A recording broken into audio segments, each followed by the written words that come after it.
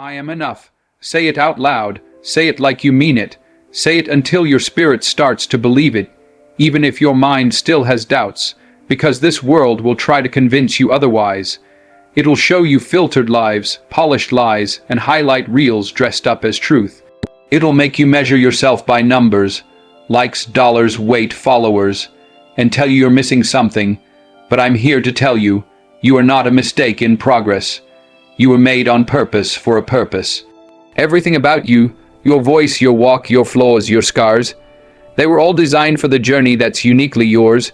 You are not almost good enough. You're not getting there. You are enough.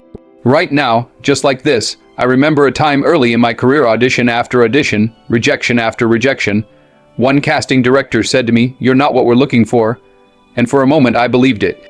I let that voice get louder than my own, but then I realized they weren't looking for me because they weren't ready for me, and that's how life works sometimes.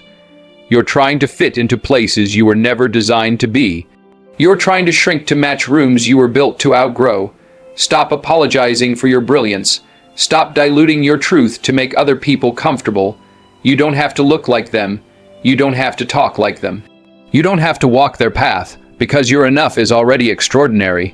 You are worthy of love even when you're healing. You are worthy of respect even when you're learning. You are worthy of peace even when you're rebuilding. So when the doubt creeps in, and it will when you feel like you're behind in a race nobody else is running, when you feel like you need to prove yourself, chase approval, earn validation, stop. Stand still. Look in the mirror and remind yourself, I am not missing anything. I am something. I am enough. Every morning before the world starts shouting, whisper that truth to your soul. Let it echo louder than the lies. Let it anchor you when everything around you is trying to drift you away, because the moment you believe it, not just say it, but believe it, you'll stop waiting to be accepted and start walking like you've already arrived. I am becoming better, not perfect. There's a quiet kind of power in saying that, not the loud, flashy kind you see on billboards or in highlight reels. No, I'm talking about the steady, grounded, soulful kind of power.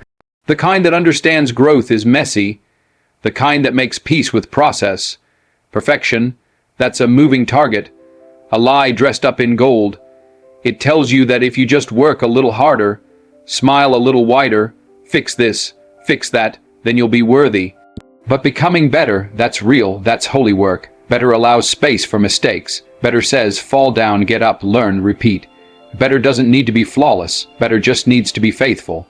I remember working on a film where everything felt off. My timing, my rhythm, my confidence. I was in my head, trying to nail every scene like a machine. After a take, I walked off frustrated, tense, caught up in the trap of wanting it to be perfect. The director pulled me aside. Calm, gentle, he looked me dead in the eyes and said, "You're not here to be perfect, man. You're here to be real. Let the cracks show. That's where the light gets in." That moment stuck with me because the truth is, we are not robots. We are not marble statues. We are living, breathing, becoming souls. And becoming takes time. Some days, better looks like running toward your goals with fire in your chest. Other days, better looks like getting out of bed when your heart feels heavy. Some days you speak with courage. Other days, just showing up is an act of bravery. And that's still progress. You don't have to leap every day, sometimes a step. Just one is enough. What matters is direction, not speed. Movement, not perfection. Stop comparing your journey to someone else's finish line. Stop measuring your worth by how polished you appear. You are clay in the hands of purpose. And clay isn't perfect. Clay is moldable, changeable, evolving. That's what makes it sacred. So when you stumble, don't shame yourself. When you fall short, don't retreat into silence. Just pause, breathe, and remind yourself, I'm not perfect, but I am becoming better. And that's enough to change the world. One imperfect, beautiful day at a time. I am grateful. Those 3 words, they can shift the weight of an entire day. Gratitude isn't just something polite you say before a meal or when someone holds the door. No, real gratitude is deeper. It's raw. It's spiritual. It's a way of seeing the world even when it's not perfect. Especially when it's not perfect. Because life doesn't always give you what you want. It gives you lessons. It gives you friction. It gives you delay. And in those moments, the easy thing is to complain, to focus on the one thing that's missing instead of the thousand things that aren't. But when you say, I am grateful, you're choosing to see what's still good. You're saying, even if I'm not where I want to be, I'm thankful I'm not where I used to be. You're saying, this breath in my lungs, this heartbeat in my chest, this chance to try again, I don't take that for granted. I've been in rooms where everything looked successful on the outside: awards, lights, applause. But inside, people were empty, hollow, because they forgot to say thank you. And I've been with people who had almost nothing. No fame, no followers, no spotlight. But they glowed. They were rich in spirit because they practiced gratitude like it was oxygen. Gratitude makes you rich without adding a single dollar. It makes you powerful without needing a title. It makes you peaceful without needing everything to go right. I remember one morning waking up tired. Things weren't flowing, the schedule was packed, and I could feel that heaviness creeping in. But instead of picking up my phone or stepping into stress, I paused. I closed my eyes, took a deep breath, and I whispered, thank you. Not for anything fancy, just, thank you for this body. Thank you for the people who love me. Thank you for the chance to try, to fail, to learn. And just like that, the whole day shifted, because gratitude is a reset button. It brings you back to now, back to what matters. It's not about pretending everything is perfect. It's about noticing the light, even when it's dim. So, whether the sun is shining or the storm is raging, remind yourself, I am grateful. Not because life is always easy, but because you're still in it, still breathing, still becoming. And that alone is reason enough to say, thank you, I control my energy. That's not just a statement, it's a declaration of power. A reminder that no matter what's going on outside of you, the fire inside you is yours to tend, to protect, to feed, or to calm. Because let's be honest, the world will pull at you all day long. People will test you. Circumstances will press against your peace. You'll get emails that frustrate you, phone calls that drain you, people who walk into your space with chaos in their pockets. But your energy, that belongs to you. You don't have to match their noise. You don't have to respond with fire just because someone else brought smoke. You don't have to explain yourself to every critic that shows up with a bullhorn. You can stand still, calm, grounded. You can choose to pause instead of react. You can decide, this moment doesn't get my power. I had to learn that the hard way. Early in my career, I'd walk into rooms with something to prove. Every comment, every glance, I took it personal. I let my peace get hijacked by people who didn't even know my heart. Then one day, an elder pulled me aside and said, Denzel, a storm can be swirling all around you, but it doesn't have to live inside you. Man, that hit me.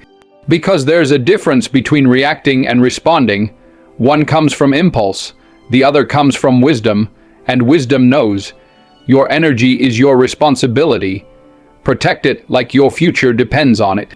Because it does. You've got dreams to chase, people to love, purpose to live. You can't do that when you're drained, distracted, and tangled up in every bit of negativity that knocks on your door. You can say no. You can step back. You can breathe, reset, and choose a different frequency. You don't need to be everywhere. You don't need to argue with everyone. You don't need to carry emotions that don't belong to you. Sometimes the most powerful thing you can do is stay calm in chaos. Not because you're weak, but because you're strong enough to choose peace over performance, presence over pressure. So when the world starts buzzing with noise and the energy around you feels off, just remember, you don't have to absorb it. You're not a sponge, you're a flame, and how you burn, how you shine, how you show up is up to you. I control my energy. Say it, believe it, then walk in it. My dreams matter. Say that to yourself with conviction, not as a question, not as a whisper, but as a truth, because the world won't always echo it back to you. In fact, most of the time, it'll try to convince you to let go of your dreams and pick up something safer, something smaller, something already approved by everyone else. But your dreams weren't given to a committee. They were given to you, stitched into your spirit before you ever spoke your first word. That dream you carry, that vision you see in your quiet moments, it matters, even if it's not loud, even if no one else claps for it yet. Too many people bury their dreams under responsibility, fear, or someone else's opinions. They trade their fire for comfort. They shrink their voice so they can fit into rooms they weren't made for. But you, if you're breathing, if you're reading this, you still have time. Time to build, time to rise, time to honor the thing inside you that refuses to die. Your dream doesn't have to be understood by everyone. It just has to be respected by you. I remember chasing roles early on. Roles I believed in. Roles no one else thought I could do. There were rejections, doors slammed. There were voices saying, be realistic. Settle down, stick to what you know. But something inside me said, what I'm reaching for is bigger than their box.